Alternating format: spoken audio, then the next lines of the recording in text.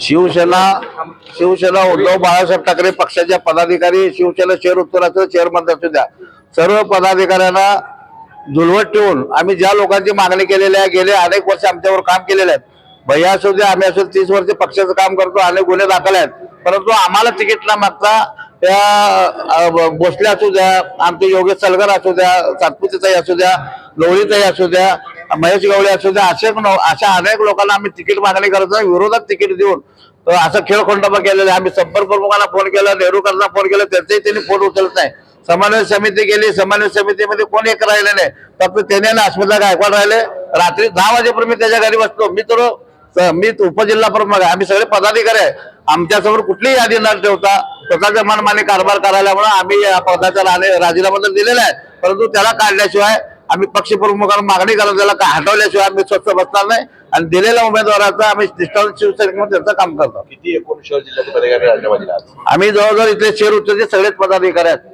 किती म्हणलं तर तो 100च्या आसपास पदाधिकारी आहेत, पण इथं आम्ही कार्यकर्ते बोलून नाही, हे सगळे पदाधिकारी आहेत. उपशहर प्रमुख आहेत, महिला आघाडी प्रमुख आहेत, विद्यार्थी सेना प्रमुख आहे, युवा सेनेचे पदाधिकारी आहेत, भैया शहर प्रमुख आहे, मी उपजिल्हा बरोबर शहर संघटक आहेत. सगळे सक्षम पदाधिकारी आहेत, गेल्या अनेक वर्षापासून काम केलेले आणि अनेक उमेदवार आहेत. जी यादी आता जाहीर झालेली आहे त्या जाहीर उमेदवारांचा तुम्ही प्रचार सभा करणार? आम्ही करणार. आम्ही जाहीर उमेदवार म्हणजे गणेशदादा वाडकर आहे, त्यांचं कुटुंब शिवसेनेसाठी त्यांच्या घरातले 2 लोक बलिदान दिलेले आहेत. अशा लोकांचं आम्ही काम करणार. मेत्रेचं भाऊ बलिदान दिलेले आहे, मेत्रे आहेत, काका जाधव आहेत, गेले 4 टर्म निवडून आलेले आहेत, जे आमचे मूळचे शिवसैनिक आहेत. आम्ही त्यांचं काम करणार.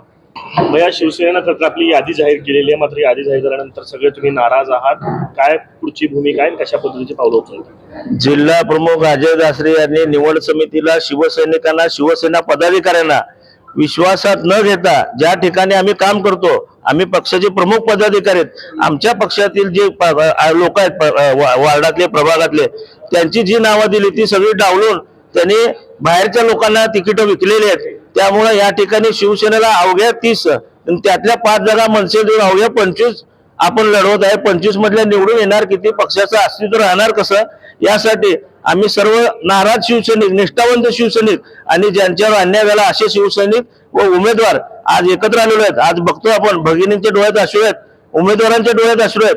या अश्रूंचा जाब या जिल्हा प्रमुखाला दिल्याशिवाय राहणार नाही आणि आम्ही आमच्या सर्व पदांचे राजीनामे सन्मान्य संपर्क प्रमुख अनिल कोके यांच्याकडे सोपवत आहोत. किती कार्यकर्त्यांचे राजीनामे तुम्ही? आता शहर उत्तर मध्ये जवळजवळ सगळ्याच राजीनामे जाणार एका दुसऱ्या जातात आणि मधले सुद्धा सगळ्यांनी फोन करून सांगितलंय आणि काही लोकांना तो झुलवत ठेवत आहे, तुला अजून पण उमेदवारी देतो म्हणून. आणि अशा लोकांची फसवणूक झाल्यावर या लोक त्याला मारल्याशिवाय राहणार नाहीत.